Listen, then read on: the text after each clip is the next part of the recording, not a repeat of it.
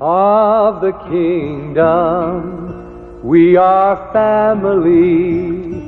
We are one. ሰላም በያላችሁበት ለእናንተ ይሁን። የኢትዮ ቤተሰብ የተፈጥሮ ሕክምና ተከታታዮች በሙሉ ሁላችሁንም የከበረ ሰላምታዬን አቀርብላችኋለሁ። በያላችሁበት ሰላምታዬ ይድረሳችሁ። ዛሬም እንግዲህ እንደተለመደው በሌላ መረጃ ወደ እናንተ ብቅ ብያለሁ። በዚህ ፕሮግራም ብዙ ጊዜ ልናያቸው የምወደው በሀገራችን በብዛት የሚበቅሉ ነገር ግን ደግሞ ለምግብነት የማይውሉ ወይንም ደግሞ ለእንስሳቶች ወይንም ደግሞ ጭራሹኑ የሚጣሉ የምግብ አይነቶች ግን ደግሞ በጣም ከምንመገባቸው ከለመድናቸው ምግቦች ደግሞ ሱፐር የሆኑ ብንበላቸው ለጤናችንም ለአቅምም ለኃይልም የሚሆኑ ምግቦችን አስተዋውቃችኋለሁ። ከዚህ በኋላ ብዙ የማንጠላቸው ነገሮች ሀገራችን ውስጥ በብዛት እንደ ልብ የሚበቅሉ በጓሯችን እንኳን አብቀለናቸው እንደ ልብ ልንመገባቸው የምንችሉ ምግቦችን እንደዚሁ በዩቲዩብ ፕሮግራማችን ላይ አቀርብላችኋለሁ። ዛሬ የማቀርብላችሁ በብዛት በሀገራችን እየበቀለ ግን ለግመል ምግብ የሚሆን ለከብቶች ምግብ የሚሆን የምንጥለውን ነገር ነው የማቀርብላችሁ። ይሄ በአካባቢ ላይ የምታዩት የተክል አይነት ነው። ይሄ የስኳር ድንች ቅጠል ይባላል። በቀላሉ በቤታችሁ ልታበቅሉ በምትችሉበት ልክ ነው ማሳያችሁ። ይሄ በቤት በሙሉ የምታያቸው በቤት የበቀሉ ናቸው። እንደምታዩት በሃይላንድ ውስጥ ነው ያበቀልኩት ስኳር ድንቹን። ይሄ ምናልባት ውስጡን ለማየትም ከፈለጋችሁ በእንደዚህ ባለ ሁኔታ የበቀለ ነው። በብዛት በቤታችሁ ውስጥ በብዛት የምታበቅሉት ነው። እንዴትም አተካከሉንም አሳያችኋለሁ። ይሄ ስኳር ድንችን በቤት ውስጥ እንዴት በብዛት አብቅለን መጠቀም እንዳለብን በተለያየ ዕቃ ላይ ነው ስለምጠቀማቸው እኔ የምተክላቸው። ይሄ ቤት ውስጥ ነው፣ ኪችን ውስጥ የበቀለ ነው። እንደምታዩት በጣም ነው የሚያምረው። ለውበት ራሱ ኪችን ውስጥ ሲቀመጥ በጣም ነው የሚያሳምረውና ከዛም ባሻገር ግን ቅጠሉ ለምግብነት ይውላል ማለት ነው። ስለዚህ እንዴት ነው ውስጡ ምን አለው፣ የምግብ ኮንቴንቱ ምንድነው የሚለውን ነገር በብዛት እሱ ላይ ትኩረት እናደርጋለን። ያም ብቻ ሳይሆን እንዴት አድርገን ደግሞ በቤታችን ውስጥ በቀላሉ አብቅለ ነው ቅጠሉን መጠቀም እንችላለን የሚለውን ነገር እናያለን። ከስኳር ድንቹ ይልቅ ቅጠሉ በጣም ጠቃሚ እንደሆነ ነው የማሳያችሁ። ብዙ ጊዜ አሁን ቀይ ስርን ስንመለከት ብዙ ጊዜ ርብርብ የምናደርገው ቀይ ስሩ ላይ ነው። ቅጠሉን እንጥለዋለን። ነገር ግን ቅጠሉ ላይ ያለው ጠቃሚ ነገር ከስሩን ከምንበላው ይልቅ ቅጠሉ ላይ ያለው ጠቃሚ ነገሮች የትም ይወድቃሉ። እንደገናም ደግሞ ለከብቶች ወይንም ደግሞ ይጣላል በቃ። እና ግን ትልቅ ምግብ በምግብነት ደረጃ ካሰብን በጣም ጠቃሚ የሚሆነው ምግብ ያለው እዛ ላይ ነው። እና በአብዛኛው ልጠን የምንጥላቸው ነገሮች ሁሉ ምግቦች ናቸው። ለምሳሌ ብዙ ሰው አፕል ሲበላ ልጦ ልጣጩን ይጠልና ውስጡን ይበላል። ግን ትልቁ ጥቅም ደግሞ ያለው ልጣጩ ላይ ነው። በተለይም ለህፃናቶች አይምሯቸው የተከፈተ እንዲሆን ለአይምሯቸው በጣም የሚረዳ ንቁ ሆነው ትምህርታቸውን እንዲከታተሉ የሚያደርገው አንዱ የአፕል ልጣጭ ሻይ ነው። ስለዚህ የምንጥላቸው ነገር እጅግ በጣም ብዙ ናቸው። ሌላው ለምሳሌ ዝኩኒ በምንበላበት ጊዜ ብዙ ሰው ዝኩኒን ከላይ አጽድቶ የሚያስወግደው ብዙ ሰው ነው። ነገር ግን ዝኩኒ ለጣፊያ ካንሰር መድኃኒት ነው። ብቻውን ራሱ በመድኃኒትነት ደረጃ የሚሰጥ ነው የሱ ሻይ ማለት ነው። ስለዚህ የምንጥላቸው ነገሮች እጅግ በጣም ውድ ቢባሉ የሚገባቸው ከጥቅማቸው አንፃር ብዙ ናቸው። አንዱም እንግዲህ እንደነገርኳችሁ በተለይም በገጠሩ አካባቢ ለግመል ምግብ እየታጨደ ይሰጣል እና ሰዎች ግን አይመገቡትም ማለት ነው። ኤኒዌይ ዛሬ ስለዚህ ቅጠል ጥቅም የጤና ጥቅሞችን በብዙ መልኩ እንመለከታለን። እንደምታውቁት ስኳር ድንች በተለይ ለሴት እህቶቻችን በጣም ጠቃሚ ነው። ስኳር ድንች ብቻውን ማለት ነው።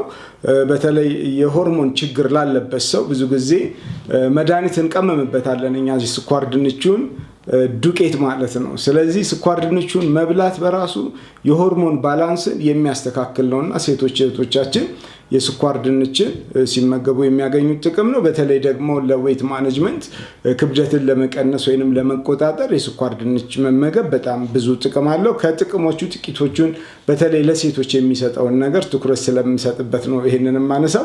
ሌላው የተፈጥሮ የመከላከል አቅምን ለመገንባት ስኳር ድንች ብቻውን በጣም ቆንጆ ነው። ሌላው የልብ ጤናን ሳፖርት ለማድረግ ስኳር ድንችን መመገብ አሪፍ ነው። የደም ውስጥ የስኳር መጠንን ለመቆጣጠር ስኳር ድንች በጣም አሪፍ ነገር ነው። ሌላው በውስጡ ያለው ነገር ቤታ ካሮቲን በተለይ ቫይታሚን ኤን ኮንቨርት ለማድረግ በጣም የሚረዳ ነው። ስለዚህ ለብዙ ጤና ጥቅምን ይሰጣል። በተለይም ብረት እንዲመጠጥ ከማድረግ አንጻር ትልቅ ሳፖርት ያደርጋል። እንደገና ደግሞ የተፈጥሮ መከላከል አቅምን ለአይናችን ለመሳሰሉት ነገር በጣም ሳፖርት ያደርጋል። ሌላው ይሄ የውስጥ የዳይጀሽን ሲስተማችንን ሬጉሌት ለማድረግ ያስተካክላልና በጣም ቆንጆ የሆነ ምግብ ነው ስኳር ድንች። ኤኒዌይ ቅጠሉ ደግሞ ምን ይሰጠናል ነው። ይሄ በተለይ ለሴቶች ብዬ ያቀረብኩት በጣም ፎከስ አድርጋችሁ እንድትሉት ነው። ሌላው አድርቆ በዱቄት መልክም መጠቀም ስኳር ድንችን ይቻላል። በጣም ትልቅ መድኃኒት ነው። እኔ በመድኃኒትነት እቀምመዋለሁና በተለይ የሴቶች የሆርሞናል ችግር ሲኖር የስኳር ድንች ዱቄትን በጣም እጠቀማለሁ ማለት ነው እና በዛ መልኩ መጠቀም ይቻላል። እንግዲህ ስኳር ድንች በውስጡ በጣም በርካታ ኒውትሪሽን ቫልዩ አለው። በ100 ግራም ውስጥ ለምሳሌ ቫይታሚን ቢ6 ስናይ 0.2 አለው። የዕለት ፍጆታችንን 9%ቱን ይሸፍንልናል ይሄ ቅጠል ማለት ነው፣ የስኳር ድንች ቅጠል። ሌላው ታያሚን የሚባል አለው። ታያሚንን 0.2 ሚሊግራም ነው። በ100 ግራም ውስጥ ነው ይህንን የምናገኘው። 10%ቱን የዕለት ፍጆታችንን ይይዝልናል ማለት ነው። ሌላው የብረት የአይረን ነው። 1.0 ሚሊግራም ነው፣ ግን 6%ቱን የዕለት ፍጆታችንን ይሸፍንልናል። ካልሲየም 37.0 ሚሊግራም ነው፣ 4%ቱን ይሸፍንልናል። ሌላው ማግኒዥየም ነው። ማግኒዥየም 61.0 ሚሊግራም አለው፣ 15%ቱን የዕለቱን ይሸፍንልናል።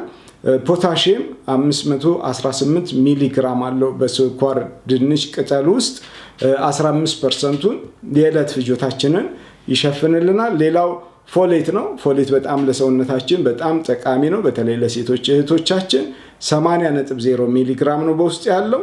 ይሄ በኋላ ምናየው ይሆናል። ለፈርቲሊቲ በጣም ለሴቶች ወሳኝ ነው ማለት ነው። ስለዚህ አንዱ ስኳር ድንችን ለፈርቲሊቲ ሴቶች እንዲመገቡት የምናበረታታው በዚህ የተነሳ ነው። የዕለቱን 20%ን ይሸፍንልናል ማለት ነው። በ80 ሚሊግራም ነው የሚሰጠን። ከ80 ሚሊግራም ውስጥ 20%ቱን ፎሌት ይሸፍንልናል። ሌላው ሪቦፍላቪን ነው። ይሄም ለሰውነታችን በጣም ጠቃሚ ነው። 0.3 ሚሊግራም 20%ቱን ይሸፍንልናል። ማግኒዥየም ነው። 61.0 ሚሊግራም አለው፣ 15%ቱን ይሸፍንልናል። ቫይታሚን ኤ ነው። 1028 አካባቢ አዩ ይይዝልናል። ይሄ ደግሞ 21%ቱን ዴሊ ቫሊዩን ይሰጠናል ማለት ነው። በጣም አሪፍ ነው። ቫይታሚን ኬ ደግሞ አለው 69.5 ሚሊግራም ነው፣ ወይንም 87%ቱን ይሸፍንልናል። ስለዚህ ቫይታሚን ኬ እጥረት ችግር ላለባችሁ ሰዎች በጣም ወሳኝ ነው ማለት ነው። ይሄ እንግዲህ በጥሬው ስንወስዶ ሳይሆን ሲበስል ነው። በተለይ ቫይታሚን ኬው 69.5 አካባቢ የዕለቱን 87% የሚሸፍንልን ነው። የሌላው ቫይታሚን ሲ ነው። 11.0 ግራም አለው፣ 18%ቱን ይሸፍንልናል። አንቲኦክሲደንት ነው። በጣም ቤታ ካሮቲን በውስጡ የያዘ ነው። ስለዚህ ይሄ ቅጠል እጅግ በጣም ለጤናችን ወሳኝ ነው። ሰው ይሄን ብቻ በልቶ ይኖራል ማለት እንችላለን ማለት ነው። ጥቂት የፕሮቲን የምናምን ነገሮችን ብንጨማምር ይሄ ቅጠል ወይንም የስኳር ድንች ቅጠል ለጤናችን ተስማሚ ለሰውነታችንም ቆንጆ ነው የሚለውን ነገር እንድታሰምሩበት ነው። ከጤና አኳያ ምንድን ነው የሚሰጠን ነው? ትልቁ ቦስቲንግ ኢሚዩኒቲ ነው። የተፈጥሮ የመከላከል አቅምን ያዳብርልናል ማለት ነው። ጠንካራ የበሽታ መከላከያ ስርዓት አለ ማለት አንደኛ የህመም ቀናትን እንቀንሳለን ማለት ነው። ህመም ሊይዘን ይችላል፣ ጉንፋን ሊይዘን ይችላል፣ ሌሎች በሽታዎች ሊይዙን ይችላሉ።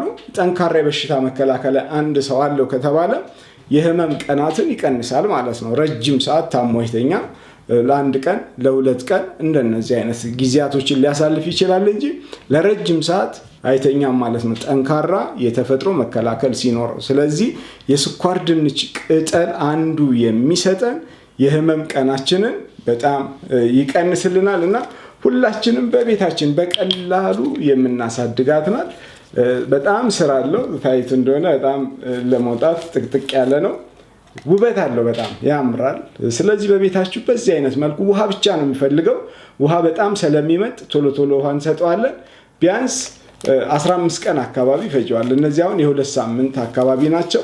ቅጠሉ እስኪወጣ ድረስ ትዕግስት ያስፈልጋል። ስኳር ድንቹንም ስንተክለው እንዴት እንደሆነ መጨረሻ ላይ ያሳያቸዋለሁ፣ ጫፉን ወዴት ማድረግ እንዳለብን።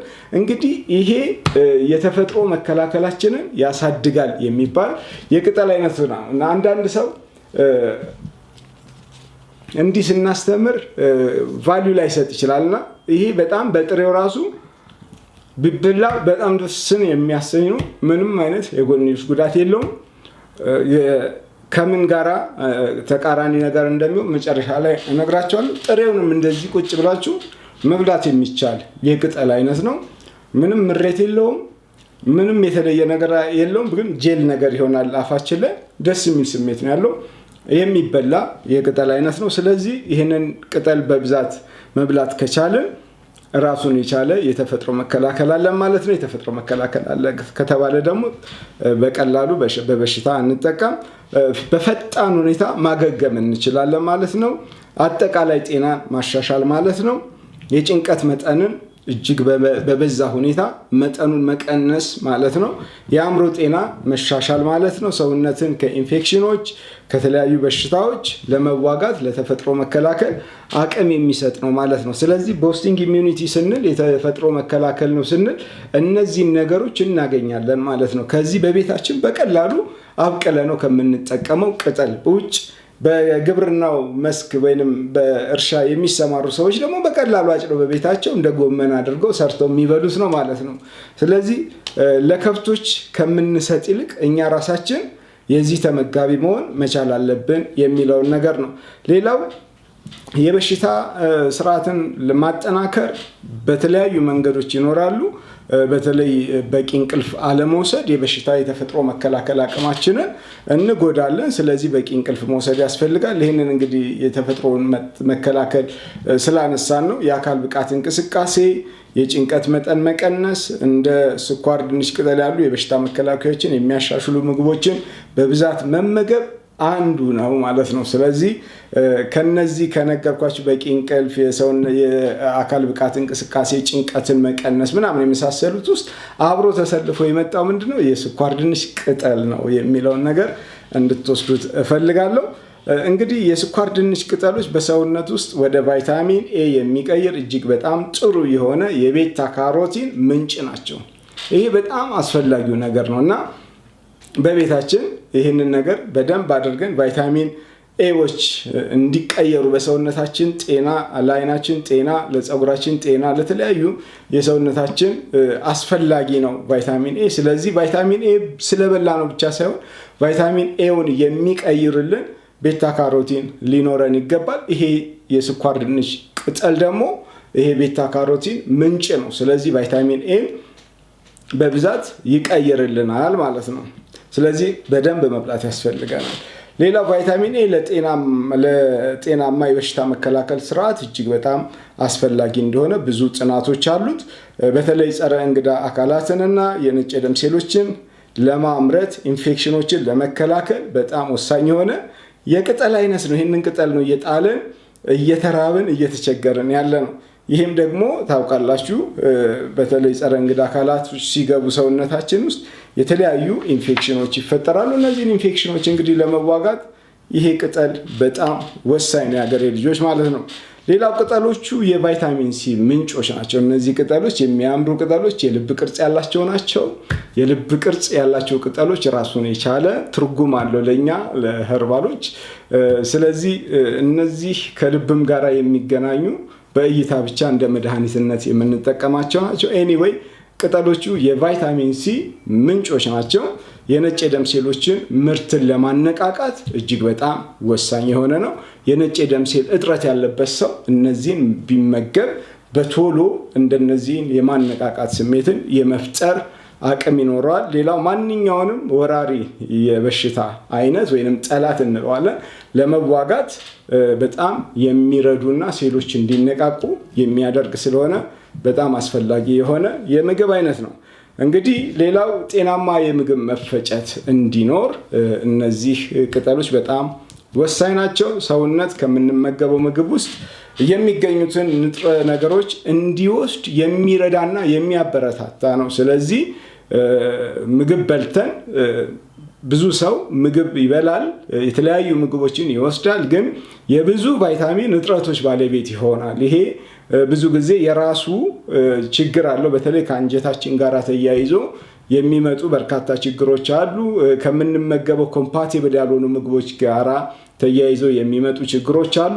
እነሱ እንደተጠበቁ ሆነው ለመመጠጥ ደግሞ አቅምን እንዲሰጥ ወይንም ደግሞ ምቹ ሁኔታን እንዲፈጠር ለማድረግ የስኳር ድንች ቅጠል በጣም ወሳኝ ስለሆነ እጥረትን ለማስወገድ በጣም አስፈላጊ ነው። በተለይ ቫይታሚን ሲ የብረት መመጠጥን፣ የተለያዩ ማዕድን መመጠጥን፣ የቫይታሚን ሲ እጥረት በሰውነታችን ውስጥ ካለ ለመመጠጥ በአንጀታችን ውስጥ በጣም ብዙ ጊዜ ችግር ውስጥ ይገባል አንጀታችን እና አንዳንድ ሰዎች ብዙ ሶርስ ያለውን ነገር ይበላሉ። ለምሳሌ የተለያዩ የብረት ምንጭ የሆኑ ነገሮችን ይመገባሉ።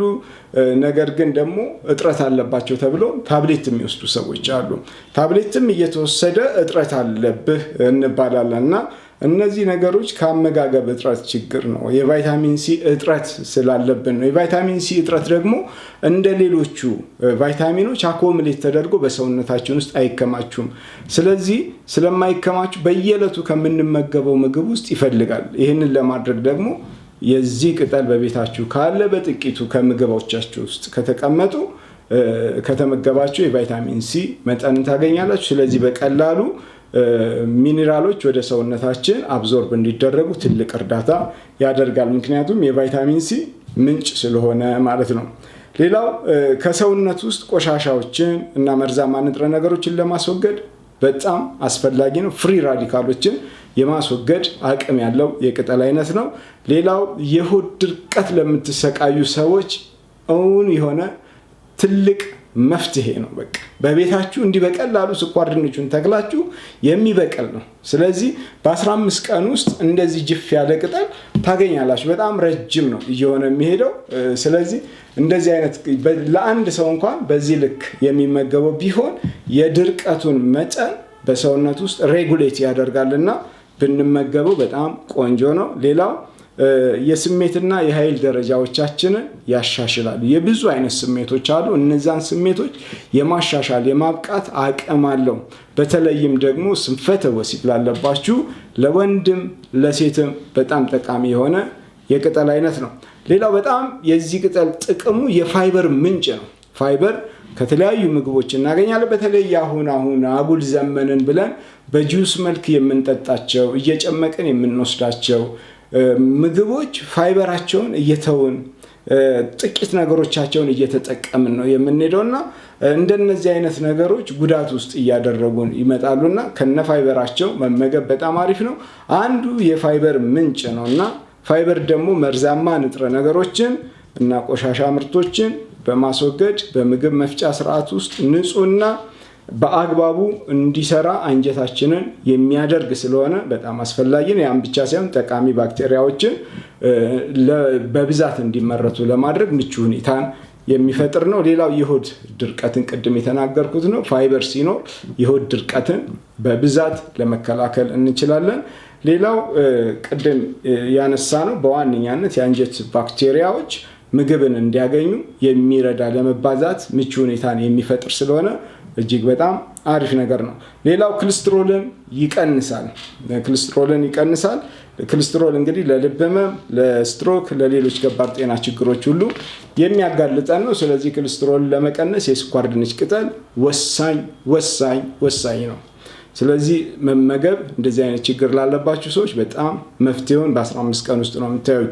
ሌላው በውስጡ ፒክተን በመባል የሚታወቀውን የሚሟሟ ፋይበር በመያዙ ኮሌስትሮልን ለመቀነስ በጣም ምቹ ሁኔታ ነው። ፒክተን እንግዲህ በአንጀት ውስጥ ካለው ኮሌስትሮል ጋራ በመጣበቅ እና ወደ ደም ውስጥ እንዳይገባ በመከላከል የሚሰራ ማለት ነው። ስለዚህ ለዚህ ፐርፐስ ይሄንን በምንመገብበት ጊዜ እጅግ በጣም ጠቃሚ የሆነ ምንጭ ነው ማለት ነው። ሌላው የጸረ ኦክሲዳንት ምንጭ በመሆኑ ኮሌስትሮልን ሙሉ ለሙሉ ማለት ይቻላል የመቀነስ አቅም አለው። ሌላው የደም ስኳር መጠንን መቀነስ ነው። ይህንን ቅጠል በምንመገብበት ጊዜ ቅጠሉ ዝቅተኛ ግላይሲሚክ ኢንዴክስ ነው ያለው። ስለዚህ የደም ውስጥ ስኳር እንዳይጨምር ይከላከላል ማለት ነው። ለስኳር ህመምተኞች ተመራጭ ከሚባሉ የቅጠል አይነቶች ናቸው። ስለዚህ ይሄ የስኳር ህመም ላለባችሁ ሰዎች እጅግ በጣም ምርጥ ነው። ስኳርም ከደም ውስጥ በጣም ዝቅ ያደርጋል። ስለዚህ ክትትል እያደረጋችሁ ከምትወስዱት መድኃኒት ጋራ እያያችሁ ብትጠቀሙት በጣም ትጠቀሙበታላችሁ ማለት ነው። ሌላው ፋይበር በመኖሩ በውስጡ የግሉኮስን ወደ ደም ውስጥ የመመጠጥ ሂደትን ለመቀነስ ይረዳል። እጅግ በጣም ወሳኝ ነው። ፋይበር የሚጠቅመን ብዙ ጊዜ ለዚህ ነው። የሚማማ ፋይበር አለ፣ የማይማማ ፋይበር አለ። ይሄ አንዱ ጠቃሚ የፋይበር አይነት ነው። ሌላው በሰውነት ውስጥ የተለያዩ እብጠቶች ሊኖሩ ይችላል። የአርተሪ እብጠት ይኖራል፣ የተለያዩ እብጠቶች ይኖራሉ። ስር የሰደደ እብጠትን ከልብ በሽታ፣ ከኮሌስትሮል፣ ከካንሰር፣ ከአልዛይመር በሽታ ጋር የተያያዙ እብጠቶችን ሙሉ ለሙሉ የመቀነስ አቅም ያለው ቅጠል ነው። ይሄ ሲባል ምን ሆኗል ማለት ነው? መድኃኒትም ነው እያለን ነው ማለት ነው። ስለዚህ ይህን ቅጠል መጠቀም እንደነዚህ አይነት ዘርፈ ብዙ ጥቅሞች እናገኛለን። ሌላው እነዚህን ቅጠሎች መመገብ በሰውነት ውስጥ ያለን እብጠት በጣም በፍጥነት የመቀነስ አቅም አለው። ቀደም እንደነገርኳችሁ በተለይ በእነዚህ በፍሪ ራዲካል የሚመጡ ችግሮችን በሙሉ የማስወገድ አቅም አለው። በተለይም ጸረ ብግነት የተሞላ በመሆኑ እነዚህን ነገሮች የማስወገድ አቅም አለው ማለት ነው። ሌላው ይህንን ስንመገብ ጥንቃቄ ማድረግ ያለበት ሰው ማን ነው? ሁሉም ሰው መመገብ ይችላል ወይ የሚለውን ነገር ማየት በጣም ተገቢ ነው። ትልቁ ጥንቃቄ የምናደርገው ቅጠሎቹ ኦክስሌት የሚባል ነገር አላቸው እና በሰውነት ውስጥ ካሉ ካልሲየም እና ሌሎች ማዕድናት ጋራ በሚገናኝበት በሚጣበቅበት ጊዜ የኩላሊት ጠጠር ወይንም ሌሎች የጤና ችግሮችን ሊያስከትል ይችላል። ስለዚህ የኩላሊት ጠጠር ያለበት ሰው በምንም አይነት መልኩ ይሄንን ቅጠል መመገብ የለበት ማለት ነው። የኩላሊት ጠጠር በሰውነት ውስጥ ያለ ወይንም ደግሞ የካልሲየም ክምችት በብዛት ያለው ሰው እነዚህን ነገሮች መመገብ የለበትም ማለት ነው። በተለይ የኩላሊት እና የካልሲየም ጋር የተያያዙ ችግሮች ያለበት ሰው በምንም አይነት መልኩ የስኳር ድንችን ቅጠል መመገብ የለበትም። ሌላው ተቅማጥ ያለበት ሰው ይህንን ነገር መጠቀም የለበትም። ምክንያቱም በጣም ስለሚያለሰልስ የበለጠ ተቅማጥን ሊያባብስ ይችላል ነው። ሌላው ነፍሰ ጡር የሚያጠቡ እናቶች ጥንቃቄ በማድረግ መውሰድ ነው ያለባቸው። ሌላ የሚጎዳ ነገር ብዙም የለውም። ሌላው እንግዲህ እንዴት ነው የምንወስደው ነው። በተለይ ከኮሌስትሮል ጋር ተያይዞ እንዴት እንጠቀመው፣ በተለይ በሻይ መልክ እንዴት እንጠቀመው የሚለውን እናያለን ማለት ነው። በተለይ ይሄንን የምንወስደው በሻይ መልክ ስንወስድ በተለይ ደግሞ የጉሮሮ ህመም ላለበት ሰው እጅግ በጣም አሪፍ ነው። በጣም አሪፍ ነው ለጉሮሮ ህመም ማለት ነው። ህመሙ ሲሰማችሁ ይህንን በሻይ መልክ አፍልታችሁ መጠጣት በጣም ቆንጆ ነው። በጣም አስከፊ የሆነ የጥርስ ህመም ካላችሁ ይህንን መጠጣት በጣም አሪፍ ነው።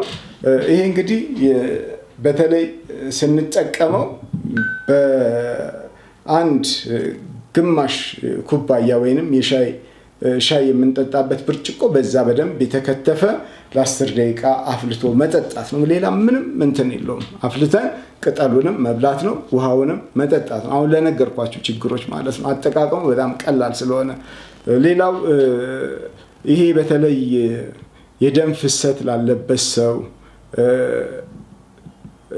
ለእንደነዚህ አይነት ችግር ላለባችሁም ሰዎች ይሄ ነገር አይመከርም። ምክንያቱም በውስጡ በጣም በከፍተኛ ሁኔታ የቫይታሚን ኬ መጠን ስላለው፣ እንደገናም ደግሞ ለኦፕሬሽን ቀጠሮ ያለባችሁ ሰዎች ከሆናችሁ ቢያንስ ከ2 ሳምንት በፊት ነው መመገብ ያለባችሁ።